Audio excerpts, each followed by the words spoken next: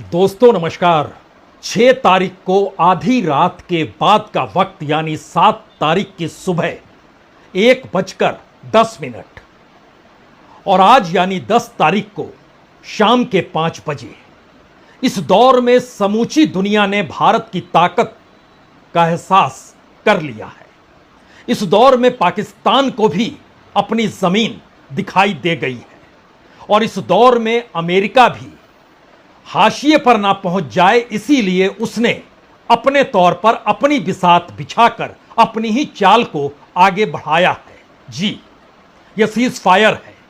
भारत और पाकिस्तान के बीच जो 7 तारीख को सुबह सवेरे यानी आधी रात के वक्त 1:10 पर भारत ने आतंकी ठिकानों को जिस तरीके से नेस्ता नाबूद किया और उसके बाद की परिस्थितियां, भारत की सीमा पर जो पाकिस्तान ने हरकत करने की शुरुआत की और होते होते आज शाम 5 बजे दोनों देशों ने सीज फायर का ऐलान कर दिया। लेकिन क्या वाकई यह युद्ध विराम इतना आसान है या युद्ध विराम की परिस्थितियां क्या एक झटके में उभर कर आ गई, या फिर इन सब के पीछे एक सबसे बड़ी कूटनीति है, एक ऐसी कूटनीति जिसके जरिए दुनिया भी भारत को किस नजरिए से देखती है, शायद यह भी अब साफ हो गया। और पाकिस्तान की खुद की अपनी हैसियत क्या है, शायद यह भी दुनिया के सामने पता चल गया। आज इन पन्नों को इसलिए खोलिए क्योंकि दो देशों के बीच युद्ध की परिस्थितियों के साए तले सिर्फ और सिर्फ 100 घंटों के भीतर जिस तेजी से पहल, कार्रवाई, संघर्ष और सीज फायर सब कुछ हुआ है, आज उसे समझने की जरूरत है। सामान्य तौर पर आपको यह दिखाई दे रहा होगा, अमेरिकी राष्ट्रपति ट्रंप एक ट्वीट करते हैं। उस ट्वीट के जरिए बताते हैं कि भारत और पाकिस्तान ने सीज फायर आपसी सहमति से कर लिया है और मैंने उन्हें रात भर समझाया है। पाकिस्तान देर नहीं लगाता, उससे पहले ही आधे घंटे पहले से पाकिस्तान के भीतर वहां का पूरा मीडिया और वहां के सरकारी दफ्तरों के भीतर जनरलों की मुलाकातें खुले तौर पर यह बताने लगी कि दरअसल सीज फायर हो गया है। और इसकी शुरुआत भारत में जब दोपहर के 3:30 बज रहे थे, उसी वक्त से यह चहल पहल शुरू हो गई। भारत अपने तौर पर सामने आया और कहा, यह अमेरिका के कहने पर नहीं बल्कि डीजीएमओ ने फोन किया और हमने उस फोन को उठाया और उसके बाद कहा कि हालातों को परखेंगे, समझेंगे, सीज फायर कर रहे हैं, लेकिन यह हम दोनों देशों के बीच भारत की सहमति के बाद ऐलान है। और इस ऐलान के साथ यह भी है कि 12 मई को एक बार फिर दोनों डीजीएमओ यानी director general of military operation बैठेंगे, बातचीत करेंगे। क्योंकि जिस तर्ज पर आतंकवादी घटनाएं भारत में हुई है, इन तमाम परिस्थितियों से पहले भारत ने एक बड़ा ऐलान कर दिया। भारत ने कहा कि दरअसल अब भारत के भीतर कोई भी आतंकवादी घटना होती है यानी एक्ट ऑफ टेररिज्म होता है, तो वह उसे एक्ट ऑफ वार यानी युद्ध मानेगा। यानी पहलगाम की घटना से पहले अगर भारत ने यह ऐलान किया होता तो पहलगाम की घटना के साथ ही युद्ध का ऐलान हो जाता। यानी पहलगाम के बाद अब इस देश के भीतर पाकिस्तान की जमीन से आतंकवाद को बढ़ाते हुए सीमा पार भारत में अगर कोई आतंकी घटना होती है तो उसे युद्ध माना जाएगा। भारत आतंकवाद से समझौता करने को कतई तैयार नहीं है, यह मैसेज दे दिया गया। लेकिन इसके पन्नों को खोलने की जरूरत आज कई तरीके से है। एक एक करके पन्ना खोला जाए। सबसे पहले सुनिए जो भारत के विदेश सचिव जब सामने आए तो उन्होंने आज क्या कहा। Called the Director General of Military Operations of India at 15:35 hours earlier this afternoon. It was agreed between them that both sides would stop all firing and military action on land and in the air and sea with effect from 1700 hours Indian Standard Time today. instructions have been given on both sides to give effect to this understanding. The Directors General of Military Operations will talk again on the 12th of May at 1200 hours. कोई firing नहीं होगी, सीमा पार से कोई उल्लंघन नहीं होगा, किसी तरीके की कोई हिंसक वारदात नहीं होगी और सीज फायर यानी युद्ध विराम की परिस्थिति है। 12 मई को एक बार फिर डीजीएमओ बैठेंगे, बातचीत करेंगे। और जब भारत के विदेश सचिव जिस वक्त कह रहे थे, उससे आधे घंटे पहले पाकिस्तान के भीतर वहां के नेता जनरल और कैबिनेट मिनिस्टर सभी ने ट्वीट करना शुरू कर दिया कि सीज फायर हो गया। और उनके पीछे या उनसे पहले अमेरिका के राष्ट्रपति डोनाल्ड ट्रंप ने जो सोशल मीडिया पर एक्स में जो ट्वीट किया, उसमें सिर्फ 4 लाइनें लिखी। इन 4 लाइनों को भी आप पढ़ लीजिए, क्योंकि इसमें खुले तौर पर अमेरिकी राष्ट्रपति ने लिखा है कि भारत और पाकिस्तान सीज फायर के लिए सहमत हो गए हैं। मैंने उन्हें रात भर समझाया और दोनों ने समझदारी का काम लिया और फिर यह सीज फायर हो गया है दोनों देशों के बीच आपसी सहमति से। यह है डोनाल्ड ट्रंप का वह ट्वीट।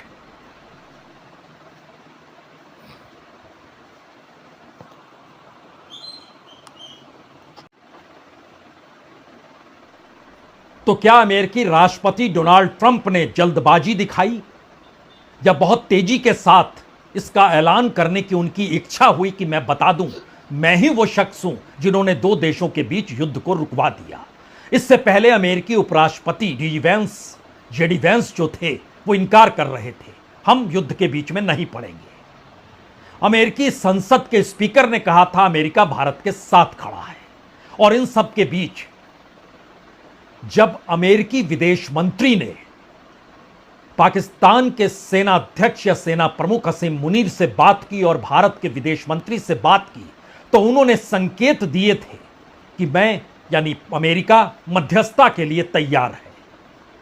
और इन तमाम परिस्थितियों के बीच जो डिप्लोमेसी अंतर्राष्ट्रीय तौर पर चल रही थी, उसमें जो दिखाई नहीं दे रहा है, अब जरा उसे पढ़ने की कोशिश कीजिएगा। यह पढ़ना इसलिए जरूरी है क्योंकि अमेरिका इस दौर में ट्रेड वार का ऐलान कर चुका है। और ट्रेड वार किसी दूसरे देश के साथ नहीं, चीन से शुरुआत हुई है। चीन के खिलाफ 145% टैरिफ का ऐलान किया है। और आज स्विट्जरलैंड में अमेरिका और चीन का प्रतिनिधिमंडल जब आमने सामने बैठा, तो अमेरिका ने ऑफर किया चीन को कि वह 80% टैरिफ कर देगा, यानी 145% से घटा देगा 65% और ले आएगा 80% पर।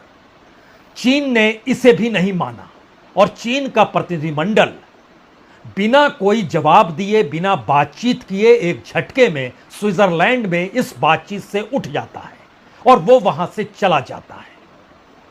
यानी चीन तैयार नहीं है अमेरिका के साथ 80% टैरिफ पर भी। और दूसरा सवाल इस दौर में सबसे बड़ा अमेरिका के सामने भारत को लेकर भी उठा।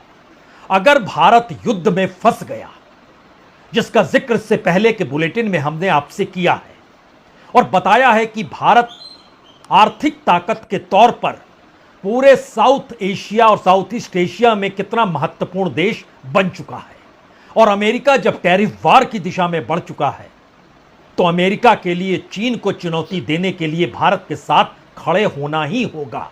यानी भारत की आर्थिक स्थिति किसी भी मामले में कमजोर पड़नी नहीं चाहिए। और अगर भारत युद्ध में चला गया तो फिर भारत की इकोनॉमी और भारत को लेकर जो स्ट्रेटजी इकोनॉमिक डील के जरिए और टैरिफ की डील के जरिए अमेरिका बना रहा है, और उसी रास्ते ब्रिटेन भी है, उसी रास्ते यूरोपीय यूनियन भी है। यानी चीन को लाभ मिलने लगेगा अगर भारत युद्ध में चला जाता है तो। और यहीं से सवाल शुरू हुआ, क्या इसको अमेरिका भी बर्दाश्त करेगा या नहीं करेगा। इसीलिए इससे पहले का जो सवाल था कि आईएमएफ ने पाकिस्तान को $2.3 बिलियन का पैकेज क्यों दिया है, और उसमें से 1 बिलियन डॉलर, जो लगभग 8.5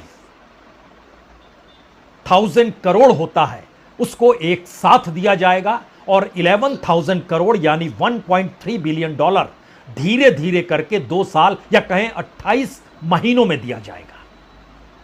पाकिस्तान की इकोनॉमी डामाडोल है।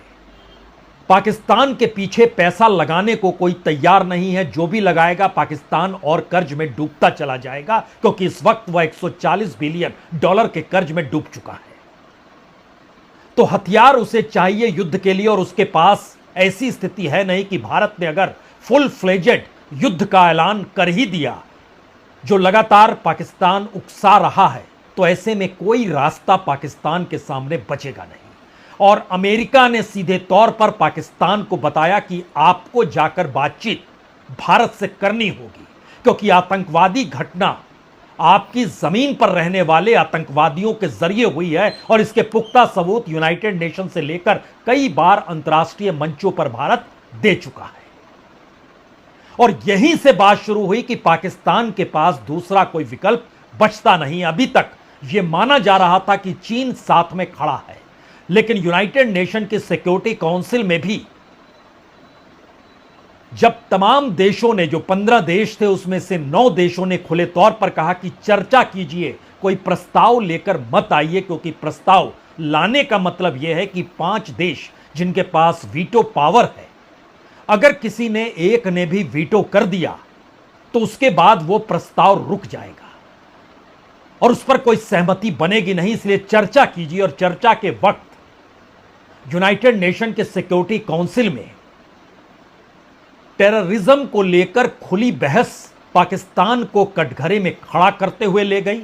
पाकिस्तान की जमीन पर लश्कर-ए-तोयबा और जैश-ए-मोहम्मद, जिसका सवाल भारत ने मौके मौके पर कई बार यूनाइटेड नेशन में उठाया, लेकिन हर मौके पर चीन ने वीटो का इस्तेमाल किया और भारत के हर प्रस्ताव को उसने रोक दिया। तो भारत के सामने अब यह चुनौती थी कि अगर अमेरिका दबाव बना चुका है, IMF पैसा दे चुका है और अब पाकिस्तान का टेलीफोन भारत में घनघना रहा है, तो फिर रास्ता निकाला क्या जाए। और इस रास्ता निकालने का मतलब यह है, इसकी गारंटी कौन लेगा कि इसके बाद कोई कार्रवाई नहीं होगी। इसीलिए भारत ने इन तमाम चर्चाओं से पहले ही, यानी अमेरिकी राष्ट्रपति ट्रंप के ऐलान से पहले कि सीजफायर हो गया, DGMO के फोन आने से पहले कि हम समझौता कर रहे हैं, सीजफायर कर रहे हैं, युद्ध नहीं करेंगे, भारत में कोई प्रतिक्रिया देने से पहले यह ऐलान कर दिया गया कि कोई भी आतंकवादी घटना अगर भारत की जमीन पर होती है तो उसे एक्ट ऑफ वार यानी युद्ध माना जाएगा और उसके लिए दोषी पाकिस्तान होगा। यह मैसेज इतना बड़ा था, जिसके बाद नया सवाल यह भी आया कि पहलगाम के बाद जो आतंकवादी यह सोच रहे थे कि दुनिया के किसी दूसरे हिस्से में भी, जो खास तौर से माना जा रहा था श्रीलंका को अगर वो चुनते हैं, क्योंकि मद्रास यानी चेन्नई से श्रीलंका जाने वाली हर फ्लाइट की जांच 3 स्तर पर होने लग गई थी और ये 8 की रात से ही शुरू हो गया था और बड़े घनन तरीके से हो रहा था, सघन तरीके से पूछताछ की जा रही थी। यानी भारत के भीतर या भारत के इर्द गिर्द कोई आतंकवादी घटना, इस दौर में भारत जिस तरीके से आतंकवादी संगठनों को नेस्तानाबूद कर रहा है, और उसमें 2 संगठनों के नाम लश्कर-ए-तोयबा और जैश-ए-मोहम्मद यानी मसूद अजहर और हाफिज सईद, दोनों के नाम जिस तर्ज पर यूनाइटेड नेशन में आ चुके हैं, और टेरर लिस्ट में भारत के वांटेड में सबसे पहले इन्हीं 2 का नाम है। इन 2 ऑर्गेनाइजेशन का नाम भी दुनिया के top most 10 top terrorist organisation के बीच में आते हैं। हालांकि लश्कर-ए-तोयबा बार बार कहता है उसने सारे कामकाज छोड़ दिए हैं, लेकिन इस पूरी स्ट्रेटजी के बीच अब 3 बातें समझने की जरूरत है। पहली बड़ी बात, पहलगाम के बाद ऑपरेशन सिंदूर जो 6 और 7 की रात को हुआ, उसका पहला मैसेज भारत ने अंतर्राष्ट्रीय तौर पर उन तमाम देशों को दे दिया जो पूरी दुनिया इस हक में थी कि टेररिज्म को बर्दाश्त नहीं किया जाएगा। भारत ने 9 ठिकानों पर हमले किए। पाकिस्तान के भीतर बैठे हुए 7 टेररिस्ट ऑर्गेनाइजेशन उसके दायरे में आए, जिसमें सबसे बड़े तौर पर एक वक्त जब जिहाद काउंसिल हुआ करती थी और उसके अधीन आने वाले जो 7 बड़े टेररिस्ट ऑर्गेनाइजेशन थे उनसे जुड़े हुए, चाहे वो मुर्दके हो, चाहे वो मुजफ्फराबाद का इलाका हो, वो किसी भी इलाके में जहां जब बहावलपुर हो, कहीं पर भी जो हमले हुए उसमें टेररिस्ट ऑर्गेनाइजेशन को निशाने पर लिया गया। लेकिन पाकिस्तान ने खास तौर से जब सिंधु नदी का पानी रोकने का सवाल और उसके बाद इस ऑपरेशन की बात आई तो पाकिस्तान ने सीमा पर जो कुछ किया, जिस तर्ज पर किया, उसमें भारत के लिए मुश्किल सवाल था कि क्या वाकई फुल फ्लेजेड युद्ध की स्थिति में जाया जाए या नहीं जाया जाए। इसीलिए भारत ने 2 मौकों पर, कल और आज, दोनों वक्त खुले तौर पर कहा कि पाकिस्तान भारत में जहां पर रिहाइश नागरिक इलाके हैं वहां पर वो हमला कर रहा है और उसके निशाने पर यहां के अस्पताल और स्कूल भी हैं जो सैनिक ठिकानों में शामिल माने जाते हैं। और उसके बाद अलग अलग प्रतिष्ठानों पर जो हमले किए गए, यानी पाकिस्तान उकसा रहा है। और तब यह दुनिया भर के भीतर सवाल गया, क्या वाकई IMF ने गलती कर दी जो पैसा दिया? लेकिन उसके ठीक समानांतर जब पाकिस्तान को यह समझ में आ गया कि उसको पैसा जिस लिए दिया गया है, उस पैसे का उपयोग अगर उसने हथियारों की खरीद फरोख्त में किया या हथियारों को खरीदने के लिए जो भी उसने लोन वो चीन से लिया हो या फिर ईरान से लिया हो या फिर मिडिल ईस्ट के देशों से लिया हो, उसको चुकता करने की दिशा में वो कदम ना बढ़ाए। और इसीलिए जब ये दबाव बढ़ा तो पाकिस्तान के अपने अस्तित्व का सवाल भी आया। आर्थिक तौर पर अगर वो कमजोर रहेगा, चीन समर्थन मिलने के बावजूद भी ना सिंधु नदी को लेकर ना यूनाइटेड नेशन के भीतर उसकी मदद कर पाएगा, तो फिर वो कहां पर खड़ा होगा। और भारत ने इस नब्ज को बाखूबी पकड़ लिया। और भारत को आज से नहीं बल्कि अरसे से, हमने इसके पहले के बुलेटिन में सुनाया भी आपको कि भारत के प्रधानमंत्री ने 11 साल पहले यूनाइटेड नेशन में सितंबर 2014 में खुले तौर पर कहा था कि टेररिज्म पाकिस्तान की पॉलिसी है, उसको आप कैसे रोकेंगे अगर सब लोग एक साथ खड़े नहीं होंगे। तो पहला सवाल, आतंकवाद के दायरे में पाकिस्तान को अब सीमा पार से ऐसी कोई हरकत नहीं करनी होगी जिसके बाद युद्ध की परिस्थितियां झटके में पनप जाए। दूसरी परिस्थिति, अंतर्राष्ट्रीय तौर पर इकोनॉमी मायने रखती है, ट्रेड वार मायने रखता है। और उसके दायरे में अगर चीन और अमेरिका आमने सामने खड़े हैं तो अब खुला मैसेज दुनिया भर के लिए भी है कि भारत के साथ और भारत के बाजार को लेकर, वो यूरोप के देश हो या यूरोपीय यूनियन हो, वो ब्रिटेन हो या फिर वो अमेरिका हो, उसकी जरूरत और उसकी प्राथमिकता पहली भारत है। इसीलिए भारत पर कोई अब आर्थिक दृष्टि से भी आंच ना आए, वो टैरिफ के जरिए हो या समझौते के आश्रय हो, तो समझौता हर देश के साथ तेजी के साथ हो रहा है। और तीसरा सवाल, जो सबसे महत्वपूर्ण सवाल है, इस दौर में भारत ने पाकिस्तान को अगर राष्ट्रीय और अंतर्राष्ट्रीय तौर पर पार्ट टेररिज्म और मार्केट इकोनॉमी का पढ़ा दिया तो भारत दुनिया के सामने किस बड़ी ताकत के साथ खड़ा है, अब पाकिस्तान को भी इसका एहसास हो गया। इसीलिए टेरर का मतलब वार होगा। और यह ऐलान करने के साथ मैसेज बहुत साफ है, अगली कोई हरकत हुई तो नक्शे से पाकिस्तान गायब कर दिया जाएगा। यह भारत की ताकत का एहसास इन 5 दिनों में खुलकर नजर भी आ गया। और पाकिस्तान के भीतर जो हर्षोल्लास सीज फायर की सुगबुगाहट के साथ पैदा हुआ, उसने ये मैसेज भी दे दिया कि पाकिस्तान की सेना, पाकिस्तान की सत्ता और पाकिस्तान की आवाम 3 अलग अलग दिशाओं में सोचती है। और भारत के भीतर की एकजुटता, विपक्ष की राजनीति हो या इस देश के भीतर किसी की भी कोई भी पहलकदमी, सवाल देश का है तो सब एक साथ खड़े हैं। और इस मैसेज ने राष्ट्रीय अंतर्राष्ट्रीय तौर पर भारत की ताकत का एहसास सबको करा दिया। बहुत बहुत शुक्रिया, बहुत बहुत शुक्रिया।